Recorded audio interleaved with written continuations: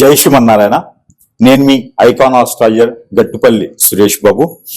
మనకి ఈ 2025 సంవత్సరం ఏదైతే ఉందో ఇది ఆరంభం నుంచి కూడా ఈ సంవత్సరం చివరి ఆఖరి వరకు కూడా ఎలా ఉండబోతుందనే దాని గురించి మనం చూస్తున్నాము. అయితే మనం ఏదైతే చెప్తున్నామో కొంతవరకు అటు ఇటు అయినప్పటికీ కూడా మనం చేసేటువంటి విధి విధానాలను బట్టి కూడా మన ఒక జాతకం అనేది ఉంటుంది. ఒక రకంగా మనం చెప్పాలి అంటే ద్వాదశ రాశుల వారికి కొన్ని రకాలుగా ఉంటుంది. అంటే అది ఎలా అంటే జాతక ప్రకారంగా గోచార ప్రకారంగా తీసుకొని మన యొక్క దశ అంతర్దశలు తీసుకొని ఏ స్థానంలో ఏ ఒక గ్రహం ఉందో దాన్ని బట్టి తీసుకునేటువంటి ప్రెడిక్షన్స్ ఉంటాయి. రెండోది మన చాకచక్యం, మన తత్ఫలితాలు, మనం చేసేటువంటి పనులు, దీని వలన కూడా మన యొక్క స్థితిగతులు అనేది మారుతూ వస్తూ ఉంటాయి. ఇది అందరికీ తెలిసినటువంటి విషయమే. అంటే రేపు బాగుంటుంది అని ఎవరైనా గురువు చెప్తే రేపు వద్దున బాగుంది అన్నారు కదా అని చెప్పేసి అని ఇంట్లో కూర్చుంటే అది బాగోదు. ఎందుకంటే బాగుంది ఎందుకంటే మన కార్యాచరణ మనం చేసుకుంటూ ఉంటే అది బాగుంటుంది. అలా అని చెప్పేసి కాకుండా బాగుంటుంది అన్నారని చెప్పి కూర్చుంటే అవ్వదనమాట.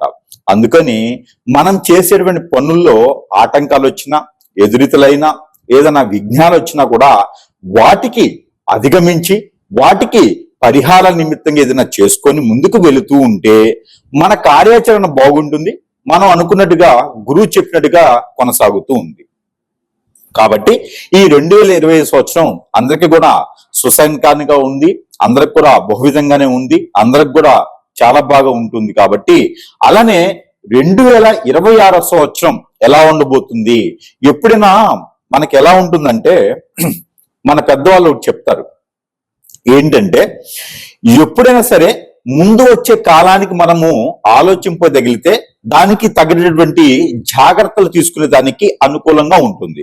ఇప్పుడు వర్షాకాలం వస్తుంది అనగానే మనకు ముందుగా తెలుస్తుంది అప్పటికి జూన్, జూలై, ఆగస్టులో వర్షాకాలం వస్తుంది అని. అలానే సెప్టెంబర్, అక్టోబర్, నవంబర్లో శీతాకాలం వస్తుంది, తర్వాత ఎండాకాలం వస్తుంది. ఇది కామన్ గా మనకి కాలాలు అనేది తెలుస్తూ ఉంటుంది. దానికి ముందుగానే మనం తెలుసుకొని జాగ్రత్త పడాలి. వర్షాకాలం వస్తున్నప్పుడు ఏం మనకి అవైలబుల్ ఉండవు, ఏం దొరకవు, మనకి వాంటెడ్ ఏముంది అవి మనం ఎండాకాలంలోనే సమకూర్చుకోవాలి.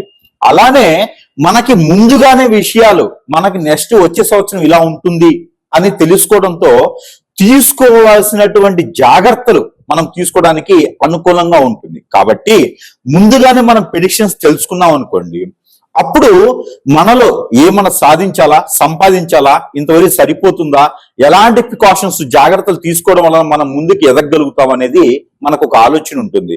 మనం చూడండి, పిల్లలు పుట్టగానే మా అబ్బాయి కలెక్టర్ అవ్వాలి, మా అబ్బాయి ఇంజనీర్ అవ్వాలి, మా పాప మంచి పొజిషన్ గా ఉండి విదేశాల్లో సెటిల్ అవ్వాలి, ఇలాంటి అల్లుడు రావాలి, ఇలాంటి కోడలు రావాలని మనకు ముందుగానే అనుకుంటూ ఉంటారు.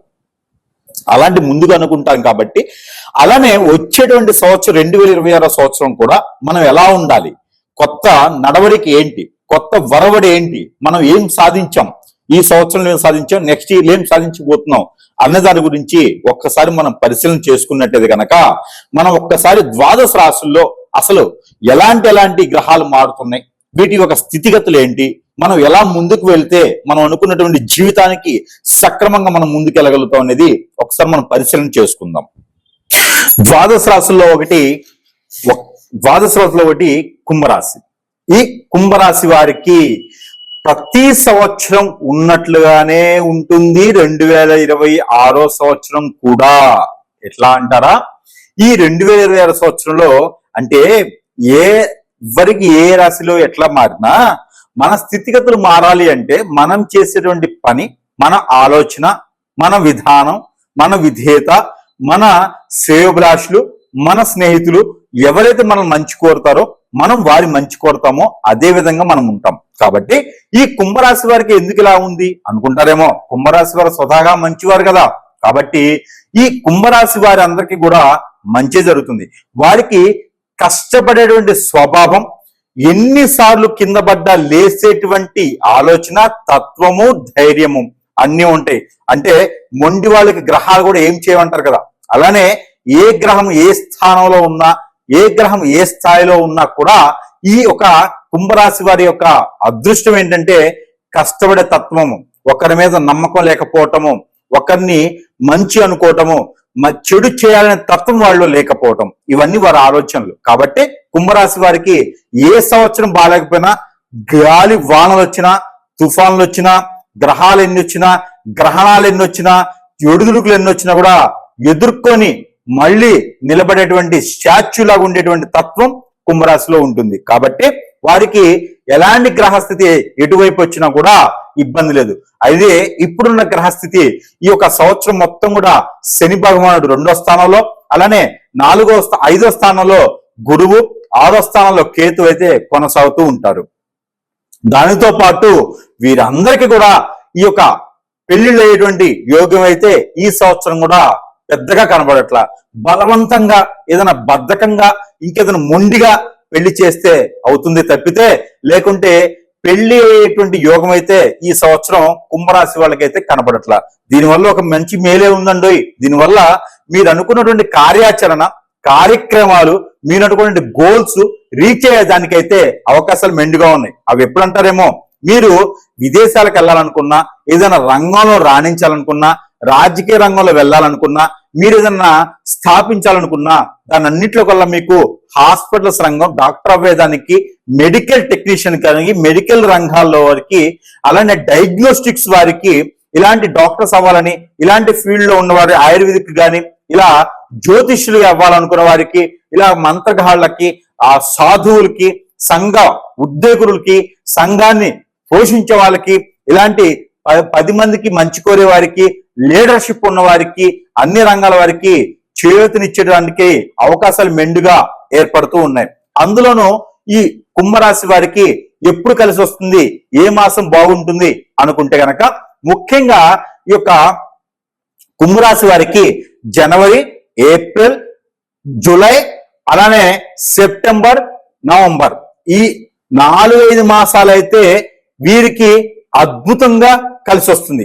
కాబట్టి ఆ మాసాల్లో కొత్తగా ఏదైనా మొదలు పెట్టాలి అనుకుంటే ఆ మాసంలో ప్రారంభించండి. మీకు నక్షత్రం, తిథి, వారం, లగ్నం, గడియ, చెడు, మంచి ఏం అవసరం, ఆ తిథుల్లో మీరు మొదలు పెట్టుకుంటే, ఆ మాసాలు మీరు కార్యాచరణ మొదలు పెడితే మీకు అద్భుతంగా కలిసి వస్తుంది. ఇకపోతే మీకు ఏదైతే రంగాల్లో అనుకుంటున్నారో దాంట్లో రాణింపగలుగుతారు.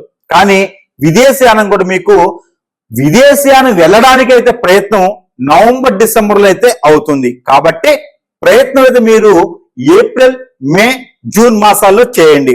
ఇక బలవంతంగా అయినా సరే పెళ్లి చేసుకోవాలి, లవ్ మ్యారేజెస్ కూడా మీకు ఈ మాసంలో కనిపిస్తున్నాయి, ఈ యొక్క సంవత్సరం మీకు కనిపిస్తున్నాయి. అవి ఎప్పుడు అంటే కనుక, ఒకసారి అయితే ఏప్రిల్ నుంచి మే, రెండోది అయితే ఆగస్ట్ నుంచి సెప్టెంబర్, ఈ 2 సార్లు అయితే కనబడుతున్నాయి. కాబట్టి ప్రయత్నపూర్వకంగా చేయండి, ఇబ్బంది పెట్టకండి.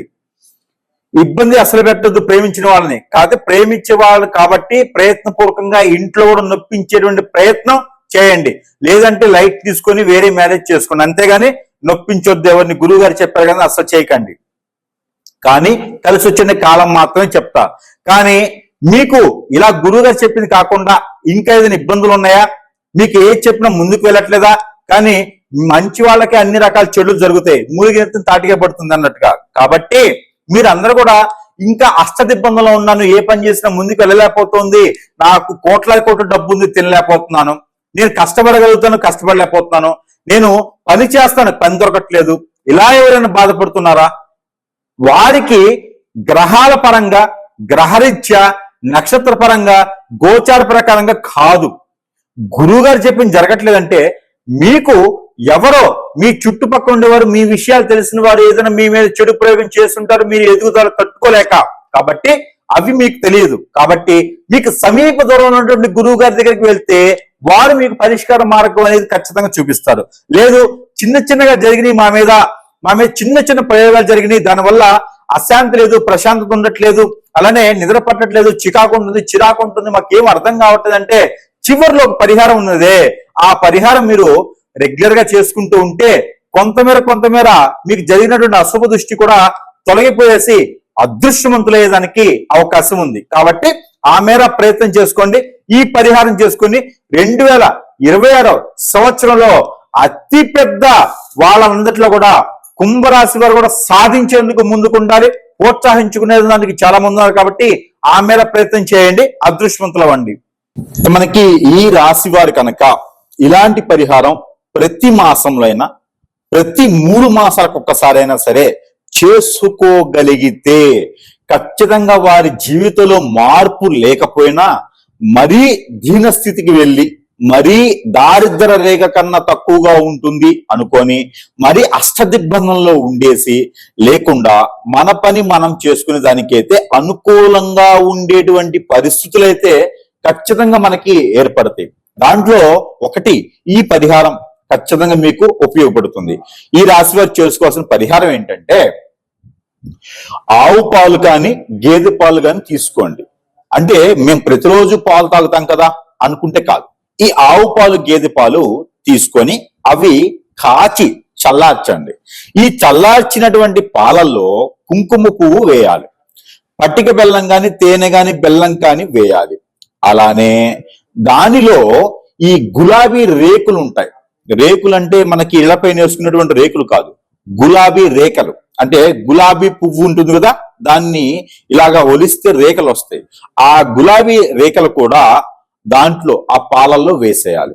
ఆ వేసినటువంటి పాలు ఏదైనా మీకు కులదైవం ఇష్టదైవం మీ వంశపారపర్యంగా వచ్చేటువంటి అమ్మవారు, మీరు పూజించేటువంటి అమ్మవారు, మీ ఇంట్లో కొలువు తీరినటువంటి అమ్మవారు ఎవరైతే ఉన్నారో అలాంటి అమ్మవారికి, ఆవిడ గ్రామ దేవత కావచ్చు, పీఠాధిపతి అమ్మవారైనా కావచ్చు, ఇష్టసఖి అమ్మవారైనా కావచ్చు, ఎలాంటి అమ్మవారైనా ఆ అమ్మవారి ముందు మీ ఇంట్లోనే దేవుని మందిరం ముందు అవి సాయం సంధి వేళలో శుక్రవారం ఆదివారం లేదా మంగళవారం రోజున వారంలో ఒక్కసారి లేదా మాసంలో ఒక్కసారి పక్షానికి ఒక్కసారి లేదంటే 3 మాసాలకు ఒక్కసారి అయినా సరే సమయం తీసుకొని ఈ వారాల్లో కనుక మీరు ఈ యొక్క అమ్మవారికి నైవేద్యం సమర్పించి ఆ పాలని మీరు ఇంట్లో సేవించినట్లయితే ఖచ్చితంగా రాసి పెట్టుకోండి, మీకు ఆర్థిక ఇబ్బందులన్నీ కూడా తొలగిపోతాయి. ఏది ఈ రాశి వారికి. అలానే ఎవరికైనా అప్పు ఇచ్చి ఉన్నా అవి కూడా వసూలవుతాయి. ఈ 2026 సంవత్సరం ఏదైతే ఉందో ఈ 2026 సంవత్సరంలో ద్వాదశ రాశుల వారు అందరికన్నా ఈ రాశి వారికి అత్యున్నతమైనటువంటి ఉన్నత శిఖరానికి వెళ్ళేటువంటి రెమెడీ ఇది. ఖచ్చితంగా ₹1,00,000 రెమెడీ కాబట్టి ఈ యొక్క రెమెడీ మీకు మామూలుగా అయితే చిన్నపాటి పరిహారాల కన్నా ఇది చాలా గొప్ప పరిహారం. ఇది చేసి అదృష్టవంతులు అవ్వచ్చు. చాలా చిన్నటువంటి పరిహారం కాబట్టి. అలానే ఆవు పంచకం అని దొరుకుతుంది. అదే రోజున ఆవు పంచకంలో పన్నీరు అని ఉంటుంది. పన్నీరు, ఆవు పంచకం, దాంట్లోనే కొంచెం గంధము, దానిలోనే కొంచెం పసుపు, ఇవన్నీ కూడా మిశ్రమం చూసుకొని దానిలో కొన్ని బియ్యం వేయాలి. ఈ యొక్క వేసినటువంటి మిశ్రమాన్ని ఆ లిక్విడ్ ఏదైతే ఉందో అది ఇంటిల్లిపాది మొత్తం కూడా చల్లారి మన పైన చల్లుకొని ఇంట్లో మొత్తం చల్లుకున్నట్టయితే ఇంట్లో ఉన్నటువంటి నెగిటివిటీ కూడా మీకు సానుకూలంగా ఉండేటువంటి అవకాశాలు మీకున్నాయి. ఇది వారానికి ఒక్కసారి, పక్షానికి ఒక్కసారి, మాసానికి ఒక్కసారి ఈ పరిహారం మీరు ఖచ్చితంగా చేసుకోవాలి. దీనితో పాటు మీరందరూ ఇంకా కూడా నరదిష్టి, నరఘోష, నరభయం, అలానే శత్రుభయం, శత్రుపీడ, ఆరోగ్య సమస్యలు, ఆర్థిక సమస్యలు, డబ్బులు ఇచ్చి రాకపోవటం, ముందుకు ఎదగలేకపోవటం, ఎంత పని చేసినా ముందుకు రాలేకపోవటం, అష్టదిగ్బంధం ఉండడం, అందరూ కూడా బాధపడేటువంటి విషయాలు ఈ రోజుల్లో కూడా ఏంటంటే వ్యసనం, రంది, ఆలోచన, ఎదుటివాడు బాగుపడుతున్నాడు అంటే ఓర్చుకోలేని తత్వం ఎవరికైతే ఉన్నాయో దానివల్ల మనం బాధపడుతున్నాము. అన్ని గ్రహాలు బాగున్నాయి, జాతకం బాగుంది అనుకున్నటువంటి వారు ఎవరైతే ఉన్నారో వారు ఖచ్చితంగా ఎదగలేటువంటి వారు ఎవరైతే ఉన్నారో వారు ఖచ్చితంగా ఈ పరిహారం చేసుకున్నట్టయితే అదృష్టవంతులయ్యేదానికి అవకాశాలు మెండుగా ఉన్నాయి. ఆ పరిహారం నిమిత్తంగా ఈ సంవత్సరం మొత్తం కూడా 365 రోజులు కూడా చేసుకోవాల్సినటువంటి పరిహారం మీ అందరి ద్వారా చేసుకోవచ్చు. అన్ని రాసుల వరకు ఈ పరిహారం చేసుకోవచ్చు. ఆ పరిహారం ఏంటి అంటే నల్ల నువ్వులు ఒక చిటికెడు, తెల్ల ఆవాలు ఒక చిటికెడు, అలానే లవంగాలు ఒక 7, గ్రీన్ కలర్ నిమ్మకాయ అంటే పచ్చి నిమ్మకాయ ఒకటి, పసుపు ఒక చిటికెడు. ఇది పరిహారం వినండి. ఈ పరిహారం ఏంటంటే, నిమ్మకాయని మనము వంకాయని గుత్తి వంకాయ చేసేటప్పుడు కోస్తాం చూసారా, నిలువుగా 4 పక్షాలుగా కోయాలి. అది నిమ్మకాయలో సగ భాగమే కోయాలి. ఆ కోసినటువంటి సగ భాగానికి బద్దలు ఉంటాయి. ఆ బద్దలకి ఈ యొక్క లవంగాలు ఒక్కొక్క బద్దకి 2 చొప్పున, ఒక బద్దకి 3 చొప్పున గుచ్చాలి. అప్పుడు మనకి 9 లవంగాలు దానికి గుచ్చినట్లు అవుతుంది. దాంట్లో పసుపు పోయాలి. ఆ పసుపు పోసిన తర్వాత దాంట్లో నల్ల నువ్వులు, దాంట్లో తెల్ల ఆవాలు కూడా వేసి ఒక నల్లని దారం కట్టాలి.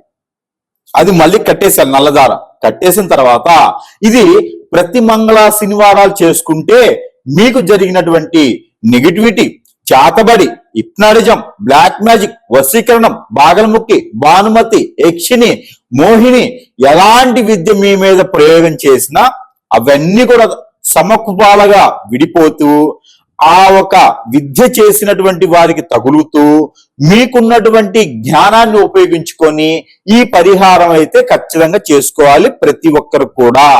అయితే ఈ నిమ్మకాయని ఇలా చేసిన తర్వాత మీ తల చుట్టూతా 7 సార్లు, తల దగ్గర నుంచి కాలి వరకు 7 సార్లు దిగదార్చుకున్న తర్వాత ఆ నిమ్మకాయని ఇక్కడ పవిత్ర స్థలాల్లో కానీ, పారేటువంటి నీటిలో కానీ, లేకుంటే పొదలుగా ఉన్నటువంటి చెట్లలో కానీ వేయాలి. ఇలా చేసినట్లయితే ఖచ్చితంగా ఈ 2026 సంవత్సరం ఎదిగేదానికి ఎవరైతే మీకు ఆటంకం కానీ విఘ్నాలు కానీ కలిగిస్తారో వారందరూ కూడా మీ వైపు రాకుండా ఉంటారు. మీ పక్కనే ఉండండి. ఎన్నుపోటు పొడిచే వాళ్ళు కూడా మీకు దూరంగా వెళ్ళేసి మీ మంచి కోరుకుంటారు. కాబట్టి ఈ విధమైనటువంటి పరిహారం మీకోసం ఇది చేసుకొని ఖచ్చితంగా 2026 సంవత్సరంలో ఏ విఘ్నాలు లేకుండా కూడా బాగుపడేందుకు ఆసరాగా ఉంటుంది. ఈ పరిహారం చేసుకుని అదృష్టవంతులు అవ్వచ్చు.